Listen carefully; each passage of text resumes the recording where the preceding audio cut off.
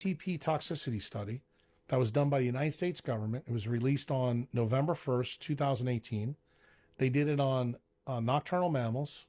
They used 1G, 2G, and 3G phones. Okay? We're not, this is way before 5G. In those animals, they found humongous problems. You can look this study up on the internet. Every G causes a different resonance problem. Like 1G isn't equivalent to 5. 4 isn't equivalent to 5. And you mean like different tuning fork issue? Correct. Certain people have different mitochondrial haplotypes. We also have different skin types. Every single screen, have you ever stopped and asked yourself why we need Dan Huber's glasses? Because they have found through the programs that the government sponsored, at Tulane Neurosurgery and Neurology, it's called MK Ultra, that they were able to control people through light waves, wires in their head to figure out how they can control the behavior of monkeys. That's actually was done in a place close to where I went to medical school.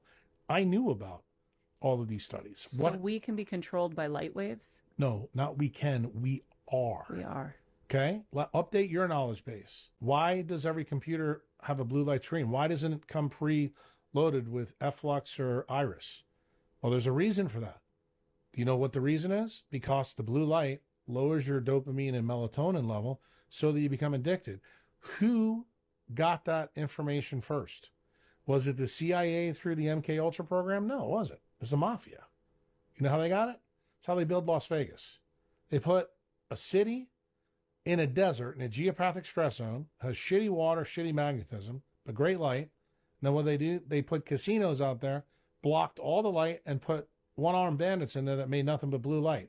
You know what the mafia found out by doing that? They didn't have to use a gun to stick you up to steal your money. Then they got even smarter. Then they started getting really pretty girls deliver you alcohol drinks for free. So dopamine levels fell sooner. You gave them your money faster. But, hey, can we somehow stop putting the wires in the monkey's head and maybe think about how to do this differently?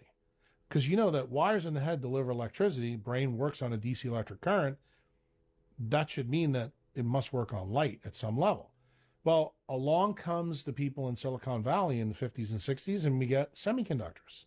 What do we know about semiconductors? When you put electric into it, it makes what? LED. What does LED stand for? A light emitting diode. That's kind of interesting. So when you see the science developing all at the same time, and you realize the criminals were smarter than the centralized doctors. Didn't I tell you that story about the Colombian drug cartel? Isn't this funny how the same thing is happening again? So a guy named Delgado, who is a PhD researcher, he went down to Mexico, where you took your mom, and he put the wires directly into the bull's head and put the guy in there, and they had a remote controller, and they stopped the bull right away from running in to the guy, electrically. So then the next part of the experiment was without electrocution, just electric. Oh, no, you're not going to get electrocuted. It's just electricity. Yeah. You modulate the frequency. Look, it's just like Lutron shades you have in your house. You turn it up and down, the light goes up and down. Same thing with these controllers. So the next step in their program was let's get rid of the wires. Let's just put a microchip that's a semiconductor in the brain, kind of like Elon Musk is doing right now with Neuralink, right? Scary, huh?